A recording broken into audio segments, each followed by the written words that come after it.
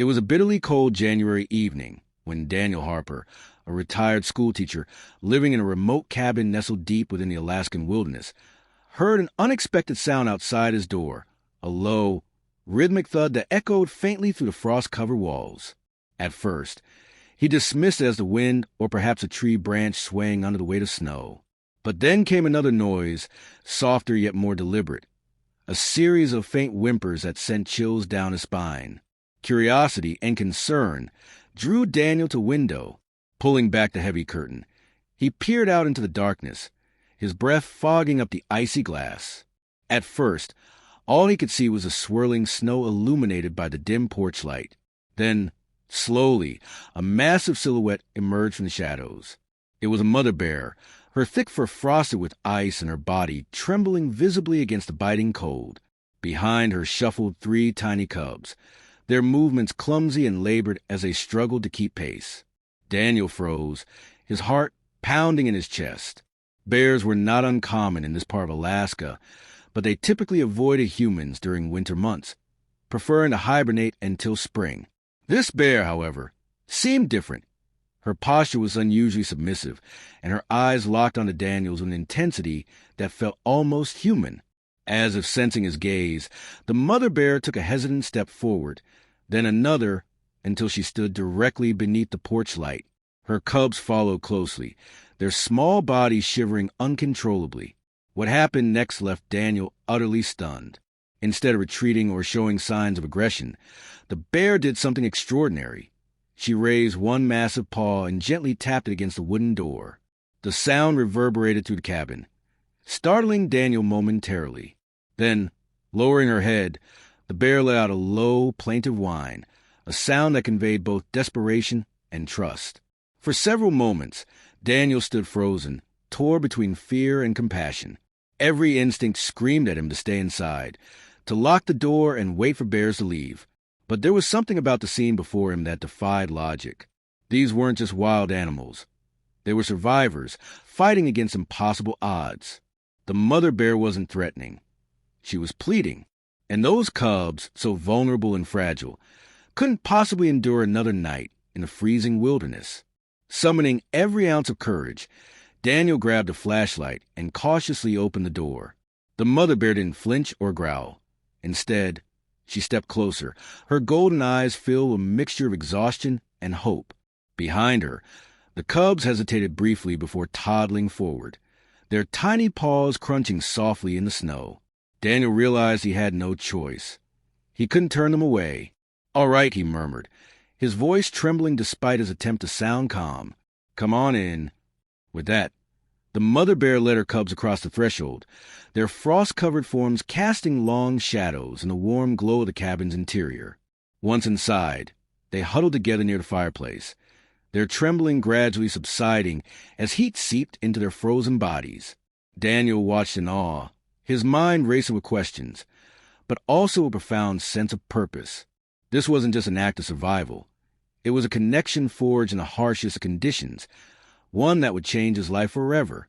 As the mother bear and her cubs settled into Daniel Harper's cabin, a surreal calm descended over the space.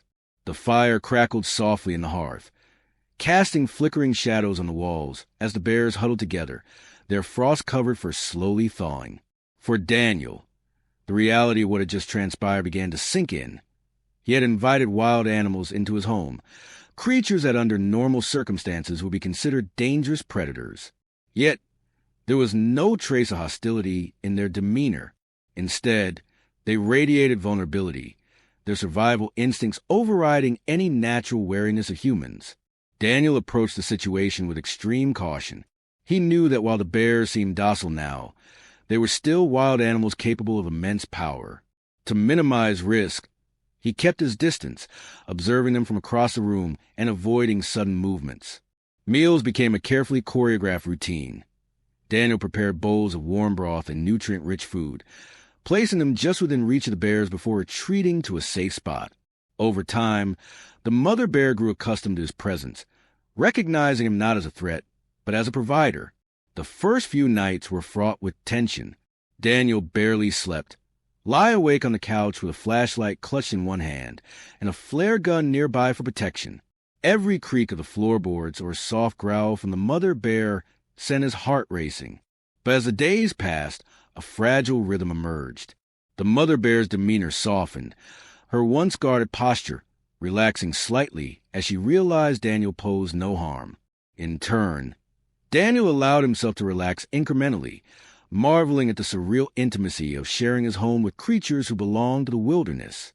To aid their recovery, Daniel drew upon his knowledge of wildlife biology and consulted local experts via satellite phone.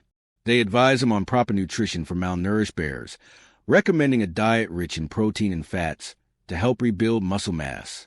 With limited supplies in his cabin, Daniel improvised, supplementing store-bought provisions with fresh fish caught through holes drilled in the frozen lake nearby. Each meal brought visible improvement.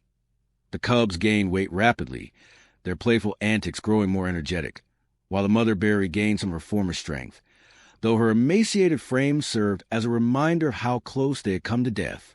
One particularly poignant moment occurred when one of the cubs accidentally knocked over a stack of books, sending them tumbling to the floor. Startled, the cub let out a sharp squeak and scurried back to its mother for comfort. Instead of reacting aggressively, the mother bear gently nuzzled her cub, offering reassurance with a low rumble that vibrated through the cabin. Watching this exchange, Daniel felt a lump rise in his throat. It was a stark reminder of the universal language of maternal love, a bond that transcended species and spoke directly to the heart. As the bears recovered, Daniel grappled with the ethical implications of his actions. By bringing them indoors, he had undoubtedly saved their lives, but he also risked altering their natural instincts. Bears were meant to survive in the wild, relying on innate behaviors honed over millennia. Prolonged exposure to humans could compromise their ability to fend for themselves once released. Determined to avoid creating dependency, Daniel devised a plan to gradually reintroduce the bears to their natural environment while ensuring they remained healthy enough to thrive. He began by constructing a makeshift outdoor enclosure adjacent to the cabin. Using sturdy logs and wire mesh, he created a secure space where the bears could acclimate to colder temperatures without being fully exposed to the elements. Inside the enclosure, he placed tree branches, rocks, and other natural features to simulate their native habitat. Slowly, he introduced live prey, small rodents and fish, to encourage hunting skills, especially in the cubs. The mother bear participated eagerly, demonstrating techniques passed down through generations of grizzlies. These lessons reinforced Daniel's belief that nature, when given a chance, could heal itself. Despite his efforts, saying goodbye loomed large on the horizon. As spring approached, the bears grew stronger and more independent. The cubs bounded around the enclosure with newfound confidence, while the mother bear stood tall, her commanding presence restored.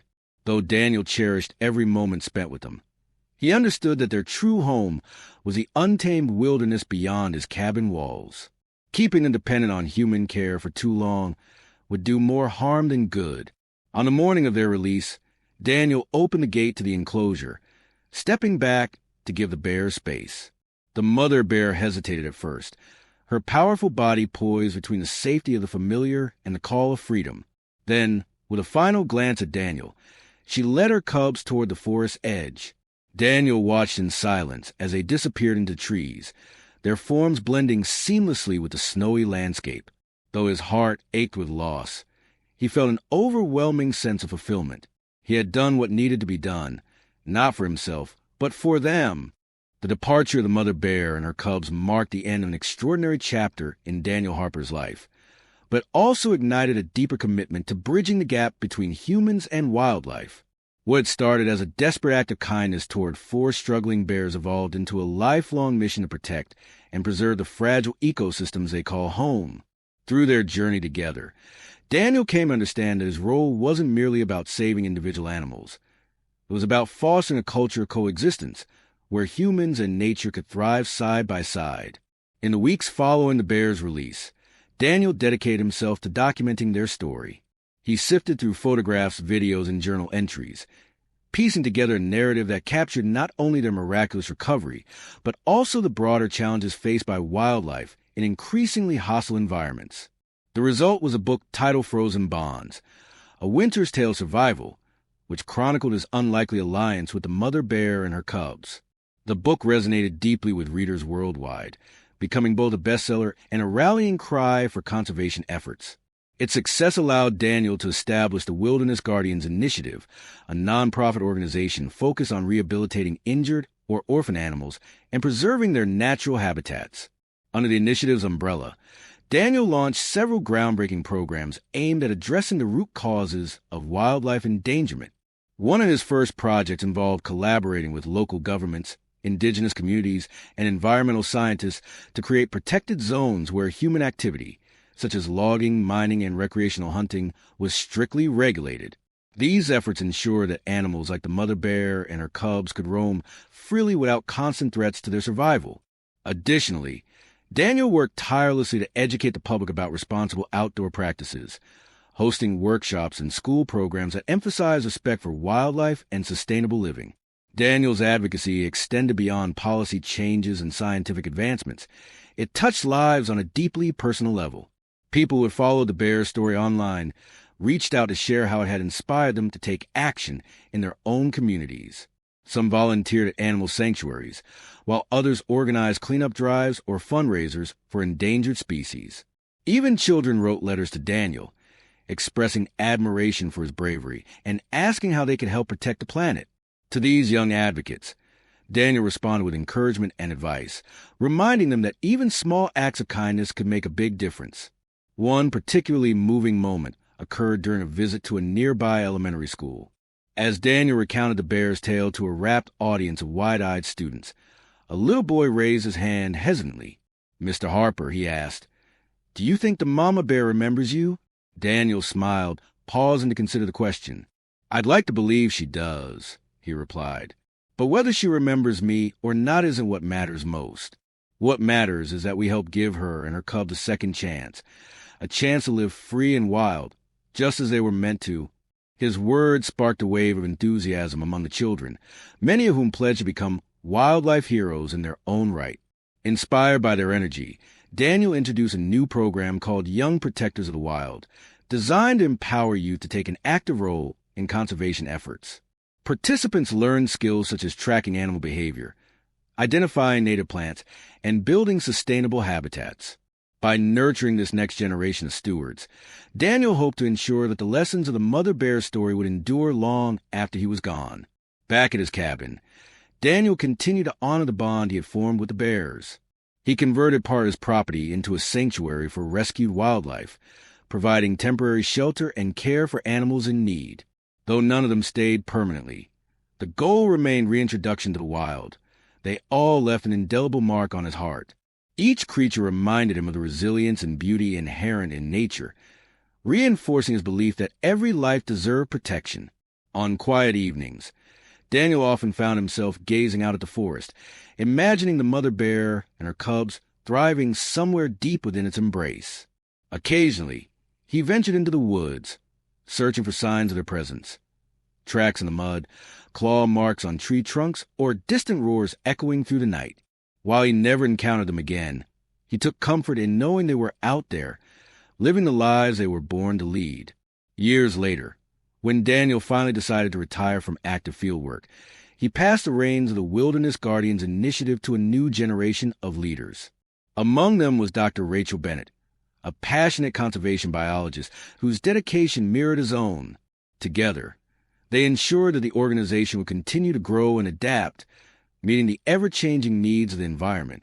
Though Daniel stepped back from the spotlight, his legacy lived on, not only through the programs he had built, but also through the countless lives he had touched. Today, visitors to the Alaskan wilderness can still see traces of Daniel's impact. Plaques along hiking trails bear quotes from his book, urging travelers to tread lightly and leave no trace. Schools incorporate his teachings into their curricula, fostering a culture of empathy and responsibility. And in the hearts of those who knew his story or who simply felt its ripple effects, Daniel Harper remains a symbol of hope, proof that one person's compassion can spark a movement capable of changing the world.